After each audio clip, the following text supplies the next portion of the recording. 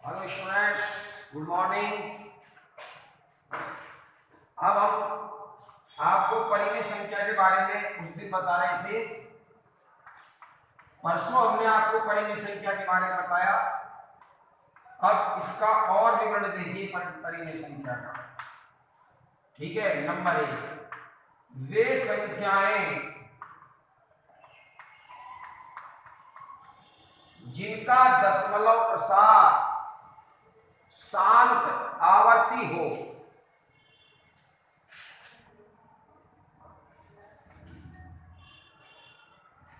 वे संख्याएं जिनका दशमलव प्रसार शांत आवर्ती हो।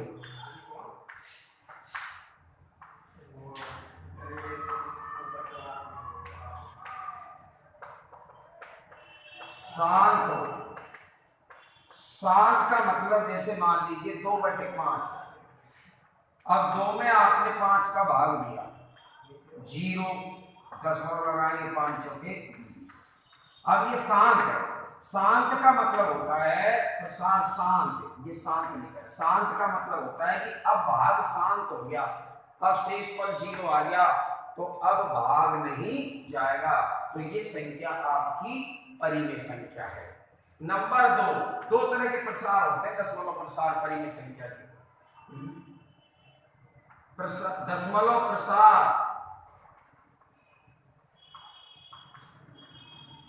अगर शांत नहीं है और अशांत है, तो अगर दशमलव प्रसार शांत नहीं है तो कैसा होगा? अशांत। लेकिन अशांत में आवर्ती होगी। अशांत में आवर्ती होगी। आवर्ती का मतलब पुनरावर्ती। पुनरावर्ती भी लिख सकते हो आप। परिमेय संख्या मतलब परिमेय संख्या के दशमलव प्रसार दो तरह के होते हैं। अगर शांत है इस तरह से तो भी संख्या परिमेय होगी, और शांत नहीं है, अशांत है, तो अशांत में आवर्ती होनी चाहिए, क्योंकि अशांत में आवर्ती भी होती है, अनावर्ती भी होती है। तो अशांत में अनावर्ती तो अपरिमेय की होती है और अशांत में आवर्ती परिमेय की होती है। तो परिमेय संख्याओं के दशमलव प्रसार दो तरह से होते हैं।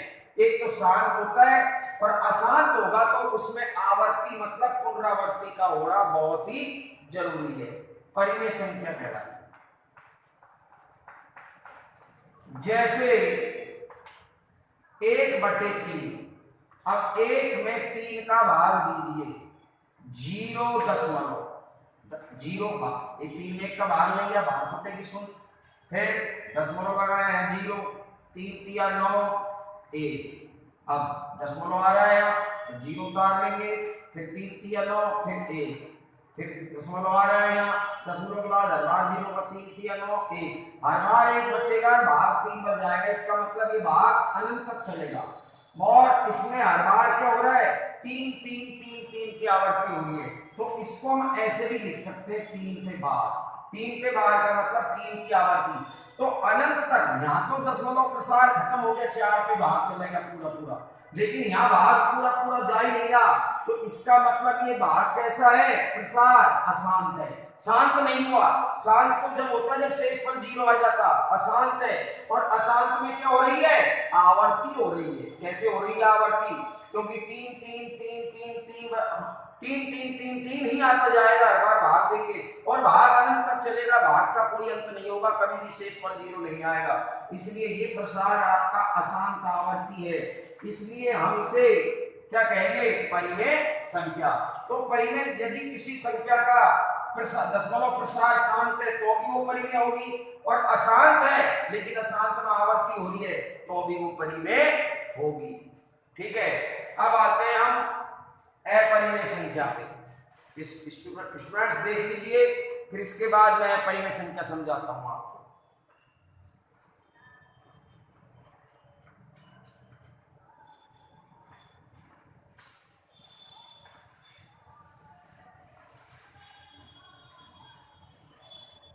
देखिए, अपरिमेय संख्या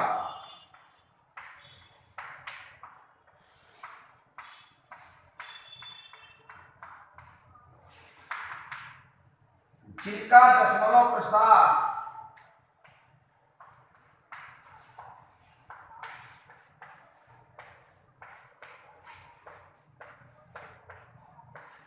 अशांत अनावर्ती हो,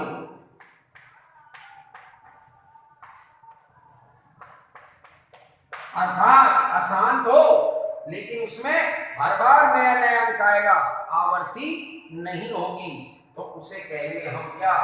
अपरिमेय संख्या। ठीक है, जैसे √2 है, √3, √5, √6, √7 और पाई इत्यादि। ये संख्याएं आपकी क्या है? अपरिमेय।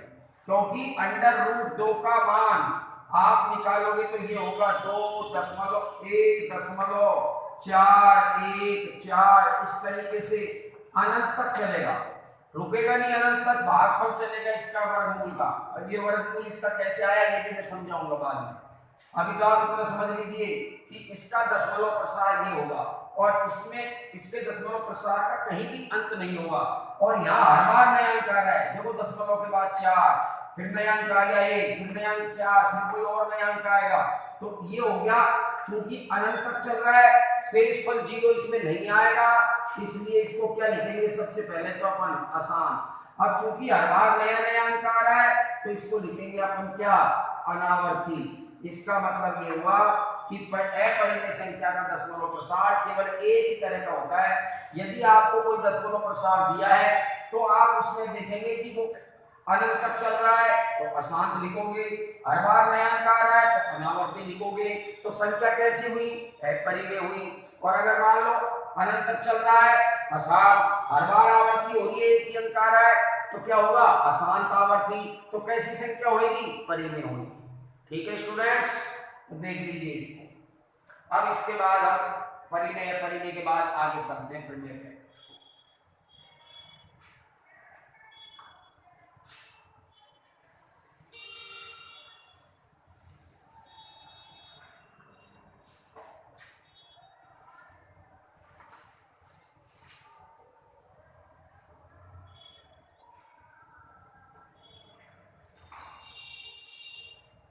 देखिए ये प्रमेय 2.3 है, इसको केवल अपन को समझना है। और ये है आपकी पेज नंबर 36 पर।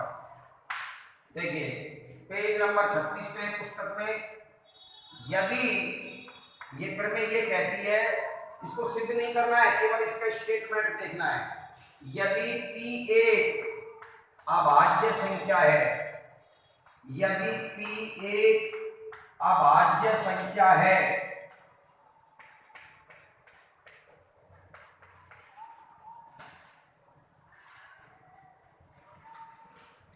तथा a एक धनात्मक पूर्णांक है,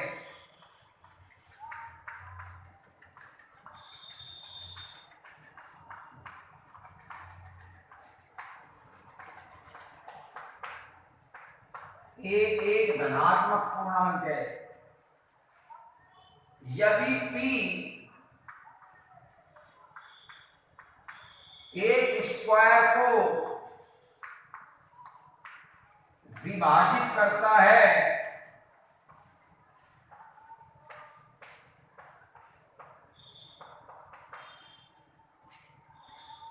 तो P A को भी विभाजित करेगा। इस प्रमेय का उपयोग बार बार होगा विद्यार्थियों, सुन लो। 100% विभाजित करेगा। कैसे मैं समझाता हूं। P एक अभाज्य संख्या है। अब अभाज्य संख्या कौन कौन सी होती है मैं आपको समझाता हूं। सबसे छोटी और दुनिया में एकमात्र सम, फिर सुन लो, सबसे छोटी और दुनिया में एकमात्र सम अभाज्य संख्या केवल एक ही है, 2। ये एक ऐसी अभाज्य संख्या है जो सबसे छोटी है, और जितनी भी अभाज्य संख्याएं होंगी अनंत तक, उनमें एकमात्र सम है। इसके अलावा जितनी भी अभाज्य आएंगी वो सब विषम ही आएंगी। लेकिन ये सबसे छोटी और एकमात्र सम अभाज्य संख्या है दुनिया में। तो 2 सबसे पहली अभाज्य संख्या 2, फिर 3, 5, 7। अब 9 मत लिखना क्योंकि 9 अभाज्य नहीं है। अभाज्य संख्या वे होती है जिनमें स्वयं का ही भाग जाए या एक का तो सभी में जाता है। तो जो स्वयं से ही विभाजित हो, स्वयं से ही, अन्य किसी संख्या का जिनमें भाग नहीं जाए, वे अभाज्य संख्या होती है। तो 9 में तो 9 का भी जाता है, 3 का भी जाता है, तो ये अभाज्य नहीं है। विषम जरूर है लेकिन अभाज्य नहीं है। 7 के बाद 11, 11 के बाद 13, इस तरीके से ये अभाज्य संख्या है। अरे अब देखिए स्टूडेंट, ये जो अभाज्य संख्या है ये हमारे ये धनात्मक पूर्णांक भी है। कैसे पूर्णांक है? ये धनात्मक संख्याएं भी। अब देखिए मैं एक अभाज्य संख्या है, ध्यान दीजिए। तो मैं p का मान लीजिए ऐसे 3 ले लेता हूं, कोई सा भी। और एक धनात्मक पूर्णांक है। क्या है? धनात्मक पूर्णांक। तो ये कह रहा है p a स्क्वायर को विभाजित करेगा। मतलब अब मैं जो धनात्मक पूर्णांक लूंगा, माना वो मैंने ले लिया 9। अब p a स्क्वायर को विभाजित करता है, तो a स्क्वायर का मान कितना हो गया? यहां से इंप्लाइज a स्क्वायर बराबर 9 का स्क्वायर बराबर 81। अब p 3 किसको विभाजित कर रहा है? 81 को। 27 पर भाग जाएगा, 27 3 81। 3 अभाज्य संख्या p बराबर 3 में, सुन लो फिर समझ लो, अभाज्य संख्या p एक अभाज्य संख्या जो मैंने 3 ली, उसने एक धनात्मक पूर्णांक जो मैंने 9 लिया, उसका वर्ग a स्क्वायर 81 को पूर्णतः विभाजित करता है। तो ये कह रहा है p a को भी विभाजित करेगा, मतलब p का भाग a में भी पूरा जाएगा। a का 9 जब p a स्क्वायर को विभाजित करता है, मतलब 9 81 को विभाजित करता है, a के मान 9 का वर्ग 81 को, तो p a को भी विभाजित करेगा, मतलब p बराबर 3 का भाग a बराबर 9 में भी पूरा जाएगा। इस प्रमेय का हमको उपयोग करना है विद्यार्थियों। अर्थात एक अभाज्य संख्या का हम भाग किसी धनात्मक पूर्णांक में नहीं, धनात्मक पूर्णांक के वर्ग में दे, और p का भाग धनात्मक पूर्णांक के वर्ग में पूरा चला जाए a स्क्वायर में, तो p का भाग a में भी पूरा जाएगा। Is that clear? देख लीजिए इसको, इस प्रमेय का उपयोग अपन बार बार करेंगे।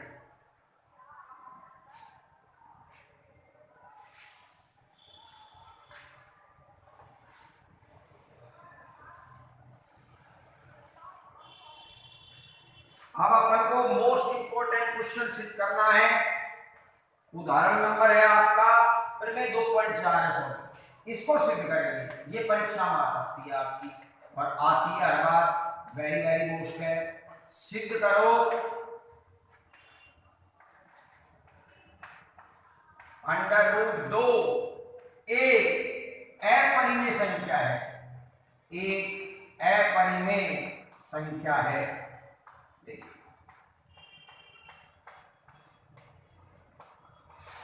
अपरिमेय है, मैंने लिखवाई भी थी, लेकिन इसको सिद्ध करना है। तो इस प्रमेय को हम इसको √2 एक अपरिमेय, इसको हम विरोधाभास से सिद्ध करेंगे। विरोधाभास क्या होता है स्टूडेंट्स? जैसे मान लो आप क्लास में बैठे हो और आपके बगल में विद्यार्थी बैठे हैं, आपकी क्लास में कोई चीज गुम हो गई, रुपए पैसे गुम हो गए, कोई किताब किसी ने चोर ली। अब क्लास में किसने चोरी ये पता नहीं। अब मान लीजिए आपको डाउट है अपने बगल वाले पर, है ना, बगल वाले स्टूडेंट पर डाउट है, तो आप उसे शिकायत करोगे, सर इसने भैया ने या बहन ने मेरी किताब चोर ली या मेरी कोई चीज निकाल ली। अब जबकि सत्य है उसने निकाली नहीं, लेकिन क्योंकि आपका संदेह उस पर है, तो अपन ये मान के चलेंगे कि भाई ये चोर है उस समय, क्योंकि संदेह के दायरे में तो अपन मान के चलेंगे कि भाई इसी ने निकाली है, चोर है। लेकिन अपन उसकी सत्यता की जब जांच करेंगे तो अपन ये देखेंगे कि भाई अपन ढूंढेंगे भाई कौन से पीरियड में किताब खोई, कब खोई, और जब आपकी किताब खोई तब आप कहाँ थे, और ये बहन जी क्या कर रही थी, ये भैया क्या कर रहा था। तो पता चला कि जब किताब खोई तो ये भैया तो क्लास में था ही नहीं जिसके ऊपर आप आरोप लगा रहे हो। तो इसका मतलब ये विरोधाभास हो गया। जो आपने उसके ऊपर चोरी का आरोप लगाया और बाद में जब तहकीकात हुई तो पता चला कि जब किताब खोई या कोई अन्य वस्तु खोई या पैसे खोए तब ये स्टूडेंट तो आपके बगल वाला तो यहाँ था ही नहीं, तो ये तो किसी और ने चुराई है। इसका मतलब हमारी जो धारणा थी कि ये चोर है मेरा पड़ोसी, वो गलत साबित हुई। इसी को विरोधाभास कहते हैं विद्यार्थी, इसी को क्या कहते हैं हम? विरोधाभास कहते हैं कि हम किसी कोई धारणा लेके चले और फिर हमारी वो धारणा गलत साबित हो जाए जब उसकी सत्यता की जांच हो, तो इसको विरोधाभास कहते हैं हम। तो हम मान लेते हैं ठीक उसी तरीके से ये कह रहा है सिद्ध करो अंडर रूट 2 अपरिमेय संख्या है, तो हम इसका विरोध करेंगे कि भाई अंडर रूट 2 एक अपरिमेय नहीं, मतलब ये साहूकार नहीं, ये चोर है। लेकिन जब हम इसकी सत्यता की जांच करेंगे और ये वास्तव में साहूकार है और हमने जो इसके ऊपर आरोप लगाया है चोर है, वो कहीं ना कहीं गलत साबित होगा। उसका अर्थात अगर सत्यता से जांच होगी तो और वास्तव में ये ईमानदार है, तो हमने जो इसके ऊपर आरोप लगाया है चोरी का, वो कहीं ना कहीं गलत साबित होगा। अर्थात हमारे द्वारा जो हमारी धारणा इसके प्रति है उसका कहीं ना कहीं विरोधाभास जरूर होगा। ठीक है, तब विरोधाभास होगा तो कह देंगे भाई हाँ ठीक है, वास्तव में ये तो परिमेय नहीं, ये तो परिमेय नहीं, ये तो कैसी है? अपरिमेय है। तो अब मैं इस परिमेय को विरोधाभास से सिद्ध करूंगा। विरोधाभास ऐसे सिद्ध करूंगा, ये अपरिमेय की कह रहा है तो मैं इसे परिमेय लेके चलूंगा, मैं मानूंगा कि परिमेय। अगर मैं इसको परिमेय गलत मान रहा हूं और ये वास्तव में अपरिमेय, तो मेरे कथन का कहीं ना कहीं मेरी धारणा का जरूर क्या होगा? विरोध होगा। और जैसे ही विरोध होगा मैं सरेंडर कर दूंगा कि हाँ नहीं, वास्तव में मैं गलत था, ये तो अपरिमेय है, ये परिमेय नहीं है। इस तरीके से तो मान लेते हैं, माना अंडर रूट 2 एक अपरिमेय संख्या है। कैसी संख्या है? अपरिमेय संख्या है, सॉरी परिमेय संख्या, परिमेय संख्या है। मैंने इसके ऊपर आरोप लगा दिया, ये कह रहा है मैं अपरिमेय हूं, मैं कह रहा हूं नहीं तो परिमेय है। ये परिमेय है तो मेरी धारणा के अनुसार हर परिमेय संख्या P/Q या A/B कुछ भी लिख दो, P/Q लिख दो, कोई दिक्कत नहीं, P/Q रूप में होती है। अब जब मैंने आपको परसों का वीडियो देखना, जब उसमें मैंने आपको परिमेय संख्या समझाई, जब मैंने आपसे ये कही कोई भी परिमेय संख्या P/Q के रूप में है तो 101% P और Q सहअभाज्य संख्याएं होंगी। सहअभाज्य जो होती है जैसे 2, 3, 5, 7 इनका जोड़ा होता है, तो ऐसी तो संख्याएं सहअभाज्य होती हैं जिनका उभयनिष्ठ गुणनखंड केवल और केवल एक ही हो, अर्थात दोनों में केवल एक का ही भाग जाए, एक के अलावा अन्य कोई संख्या का भाग नहीं जाए, वो सहअभाज्य होती है। आप कहोगे सर परिमेय संख्या सहअभाज्य क्यों होती है? ये 4/6 है सर, हम तो भाज्य है। अरे भाई को काटो, क्योंकि 4/6 भिन्न है और भिन्न की परिभाषा ये है कोई भी भिन्न जब तक वो भिन्न नहीं है, जब तक वो अपने सरलतम रूप में नहीं आ जाती। 4/6 भिन्न तो है लेकिन ये सरलतम रूप में नहीं है, इसलिए इसको कटने के बाद 2/3 आया। अब वही P और Q जो पूर्णांक थे आपके, जो पूर्णांक है वो किस रूप में आ गए? सहअभाज्य संख्याओं के रूप में आ गए। तो हर परिमेय संख्या P/Q के रूप में होगी, लेकिन ये भी सत्य है वो P और Q सहअभाज्य पूर्णांक होंगे, मतलब P और Q में केवल और केवल एक का ही भाग जाएगा, एक के अलावा अन्य संख्या का भाग नहीं जाएगा। अर्थात P और Q का उभयनिष्ठ गुणनखंड केवल और केवल एक ही होगा। स्टूडेंट्स देखिए, P/Q जहां अपन यहां पुस्तक में लिखेंगे, जहां P व Q सहअभाज्य पूर्णांक है। कैसे पूर्णांक है? सहअभाज्य पूर्णांक है। अर्थात का मतलब इसी को ही मैं, इसी को ऐसे भी लिख सकता हूं, कोई दूसरी चीज नहीं लिख रहा हूं, इसी को दूसरे तरीके से ऐसे लिख सकते हैं। अर्थात इनका उभयनिष्ठ गुणनखंड केवल और केवल एक है। इनका उभयनिष्ठ गुणनखंड केवल और केवल एक है। ये मेरी कल्पना है, अर्थात मेरी कल्पना के अनुसार मैंने जो आरोप लगाया है इसके ऊपर, उसके अनुसार P और Q में केवल और केवल एक का ही भाग जाएगा। मैं कह रहा हूं अगर P और Q में एक के अलावा अन्य संख्या का भी भाग चला गया तो मेरी ये जो धारणा मैंने लिखी है ये गलत साबित हो जाएगी, अर्थात मेरी धारणा का उस समय विरोध हो जाएगा। फिर मैं कह दूंगा भाई हाँ वास्तव में मैं गलत था, ये तो सही है, अंडर रूट 2 परिमेय नहीं, ये तो अपरिमेय ही संख्या है। तो देखिए अंडर रूट को हटाने के लिए दोनों ओर वर्ग करेंगे, दोनों ओर वर्ग करने पर, क्यों अंडर रूट जब तो हटेगा जब वर्ग करेंगे, वर्गमूल वर्ग से ही हटता है, तो वर्ग करेंगे तो वर्ग एक तरफ नहीं, ये समीकरण इसके दोनों तरफ होगा। अंडर रूट 2 का स्क्वायर बराबर p बटे q का होल स्क्वायर, तो अंडर रूट से स्क्वायर कट गया, 2 बराबर p बटे q, इसको डाल, ठीक है, ये आपकी समीकरण 1 हो गई। अब विद्यार्थी इनको वज्र गुणा करेंगे, यहाँ बराबर का चिन्ह भी इंप्लाई जाएगा, या लिख दो, इंप्लाई लिखो तो यह लिखो, बराबर का चिन्ह होता है तो यह लिखते हैं, तो ये आप इनको वज्र गुणा करोगे तो ये हो जाएगा आपका p एकम p बराबर 2q, और आपका हो जाएगा p बटे 2 बराबर q, अर्थात p क्या ही आपकी अभाज्य संख्या, ये देख लो p अभाज्य संख्या है, और उसमें कितने का भाग, सॉरी p क्या है, सॉरी सहभाज्य है, लेकिन p पूर्णांक भी हमारे पास क्या है, p पूर्णांक है, p ये p स्क्वायर आएगा, सॉरी ये स्क्वायर करेंगे जब दोनों पे स्क्वायर भी आएगा, p स्क्वायर बराबर 2q स्क्वायर। अब ये दो अभाज्य संख्या है, देखो मैंने लिखी सबसे छोटी अभाज्य संख्या, ये किसको विभाजित कर रही है, p स्क्वायर को। तो मैंने अभी 2.3 पर में पढ़ाई है, उसमें क्या सिखाया, कोई अभाज्य संख्या किसी धन पूर्णांक के वर्ग को विभाजित करती है तो वो उस धन पूर्णांक को भी विभाजित करेगी, मतलब 2 का भाग p स्क्वायर में पूरा पूरा गया, इसका मतलब ये हुआ। आप कहोगे सर कैसे जाता है एक चर राशि, देखो p तो कोई संख्या ही नहीं है, अरे भाई p धन पूर्णांक है, p क्या है, कोई धन पूर्णांक संख्या है जो 4 भी हो सकती है, 16 भी हो सकती है, इस तरीके से। तो 2 का भाग p स्क्वायर में पूरा पूरा गया, भागफल क्या आया q, तो पूरा पूरा गया, इसका मतलब ये होता है, इसका मतलब 2p स्क्वायर को पूर्णतः विभाजित कर रहा है, तब भागफल q आ रहा है। अब कहोगे सर q भी कोई भागफल आता है क्या, q तो अंग्रेजी की संख्या है, अरे भाई मैंने पहले कह दिया q क्या है, p और q यहाँ पूर्णांक राशि है, क्योंकि परिमेय संख्या में p और q पूर्णांक होते हैं, ठीक है।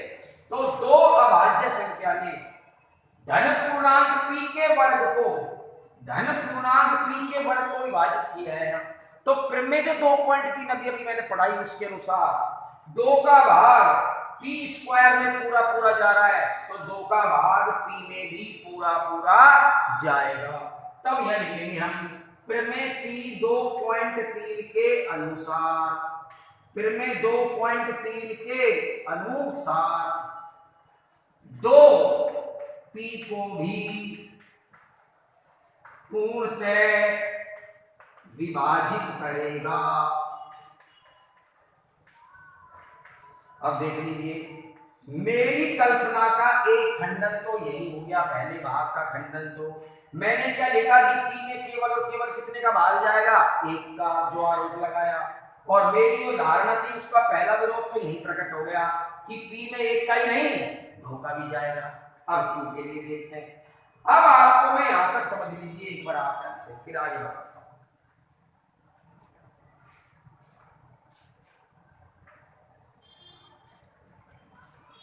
अब स्टूडेंट्स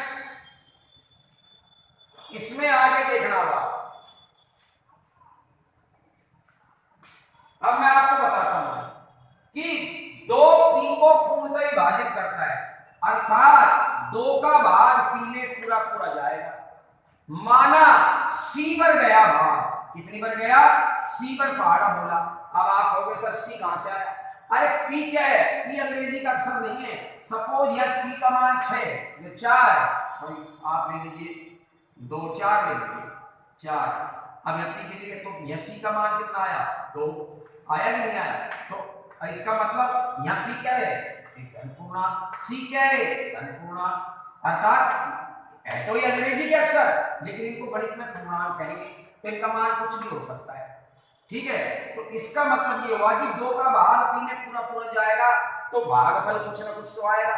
तो जब ये का भाज्य संख्या है, इसका मान इस p बराबर कोई भी ले लेते हैं 4 6 8, इसमें जब पूरा पूरा देंगे तो भागफल क्या आएगा, भागफल की कोई पूर्णांक संख्या ही आएगी, माना वो पूर्णांक संख्या क्या है सी, तो इसका मतलब 2 का भाग p में पूरा पूरा देने पर माना c पर पहाड़ा बोला। तो अब वो यूक्लिड विभाजन प्रमेय कैसे क्या लिखेंगे हम, भाज्य बराबर भाज्य, अब ये सूत्र लगेगा भाज्य बराबर भाजक गुणा भागफल प्लस क्या शेषफल। इस सूत्र से भाज्य कौन है p, भाजक कौन है 2 और भागफल कौन है c, प्लस शेषफल कितना आया 0।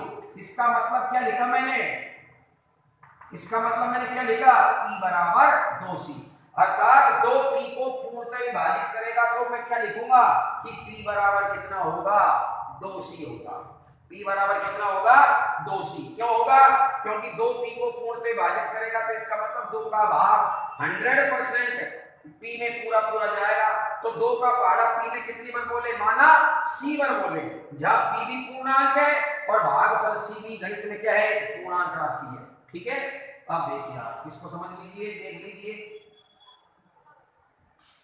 अब देखिए आप,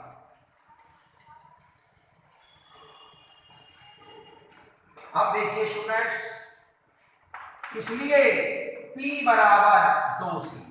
अब यहां पर p का मान, अब समीकरण 1 क्या थी, समीकरण 1 से, समीकरण 1 से, समीकरण जहां 1 डाली वहां आ जाइए, √2 बराबर अपन ने लिखा क्या p बटे q, अर्थात आप इसको ऐसा लिख सकते हैं, इन दोनों को वज्र गुणा करने पर आपका क्या आया था समीकरण 1 में, समीकरण 1 इसको डाल लीजिए आप, इसको यहाँ जो लिखा था ना अपन ने, ये आप देखो तो आपका समीकरण 1 मैंने डाली थी कि √2 बराबर p बटे q, ये नहीं है यहाँ से, तो √2 बराबर p बटे q। अब इनको वज्र गुणा करोगे ना, आप इनको वज्र गुणा करोगे आपने सामने इस तरह से, तो ये आ जाएगा आपका p एकम p बराबर √2q। ठीक है, तो आप यहाँ लिखोगे p बराबर √2q, इस p की जगह समीकरण 2 में p बराबर √2q, समीकरण ये कहां से आया, समीकरण 1 से आया, तो हमने समीकरण 1 मान, समीकरण p बराबर √2q समीकरण 2 में रखने पर, समीकरण 2 में रखने पर, समीकरण 2 में रखो स्टूडेंट, तो आपका आ जाएगा यहाँ p बराबर 2c, ये हमारी समीकरण 2 है, समीकरण 2 में p का मान रखूंगा यहाँ जगह, देखो ये p रहा और यहाँ p का मान कितना है देखो √2q, √2q बराबर 2c, तो अब फिर अंडर आ गया, तो फिर यहाँ दोनों ओर क्या होगा, दोनों ओर वर्ग करने पर, दोनों ओर वर्ग करने पर, क्यों कर रहा हूं दोनों ओर वर्ग, इस √2 को हटाने के लिए, देखिए तो √2 केवल 2 पे है, q पे नहीं है, q अलग है, का होल स्क्वायर बराबर 2c का होल स्क्वायर, √2 का इसमें पूरा कुछ नहीं, √2 का स्क्वायर करूंगा तो 2 आएगा, यहाँ q स्क्वायर आएगा और यहाँ 2 का स्क्वायर करूंगा तो 4, और c पे लगाऊंगा तो 4c स्क्वायर, और q अब यहाँ पर देखिए आपका 2q स्क्वायर बटे 4 बराबर c स्क्वायर, अर्थात ये आ गया मेरा 2 से 4 कट गया 2 पर, तो q स्क्वायर बटे 2 बराबर c स्क्वायर। इसका मतलब फिर वही प्रमेय 2.3 पर आ जाइए जो मैंने स्टार्टिंग में पढ़ाई थी, 2q स्क्वायर को पूर्णतः विभाजित कर रहा है, भागफल c स्क्वायर आ रहा है, तो इसका मतलब चूंकि 2q स्क्वायर को पूर्णतः विभाजित करता है,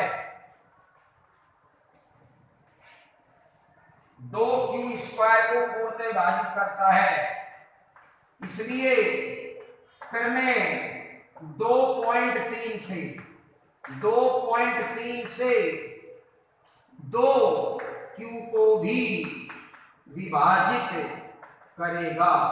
मेरी जो कल्पना थी, मेरा जो आरोप था वो गलत साबित हो गया विद्यार्थियों। क्यों हो गया?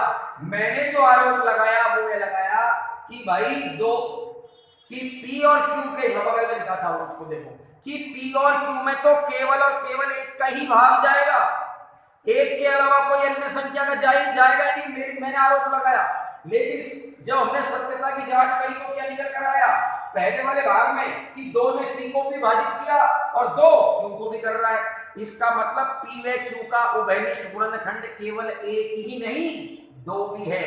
जिसलिए मेरी धारणा, मेरी जो कल्पना थी उसका क्या हो गया यहाँ विरोध। इसलिए और मेरी कल्पना क्या थी कि भाई एक कोई भाग जाएगा अर्थात ये परिमेय, अब इसका मतलब मेरी धारणा का क्या हो गया विरोध हो गया। तो इसका मतलब मैंने जो माना कि वो परिमेय संख्या है वो गलत है, ये तो वास्तव में क्या है अपरिमेय है। ठीक है, देखिए अतः P व Q का उभयनिष्ठ गुणनखंड 2 भी है। क्या है? 2 भी है, एक ही नहीं 2 भी है, जो कि हमारी कल्पना या धारणा एक बात है। कल्पना का ये जो देसी भाषा में कहे तो जो हमने इसके ऊपर आरोप लगाया उसका हमारी कल्पना का विरोधाभास है। क्या है? विरोधाभास है। विरोधाभास हो गया और विरोधाभास सही हुआ है, अर्थात हम गलत साबित हो गए। तो अब हम ये लिखेंगे कि ये वास्तव में हमने जो मान के चले कि तो परिमेय, हम ये तो मान के चले कि ये परिमेय, तो अर्थात ये वास्तव में परिमेय नहीं है। क्यों नहीं है? क्योंकि परिमेय के हिसाब से हमने जो कल्पना करी वो मैंने गलत साबित हुई। तो इसलिए वास्तव में क्या है, अर्थात वो चोर नहीं है तो क्या है साहूकारी, अर्थात परिमेय नहीं है तो क्या है अपरिमेय। इसलिए √2 एक अपरिमेय संख्या है इति सिद्धम।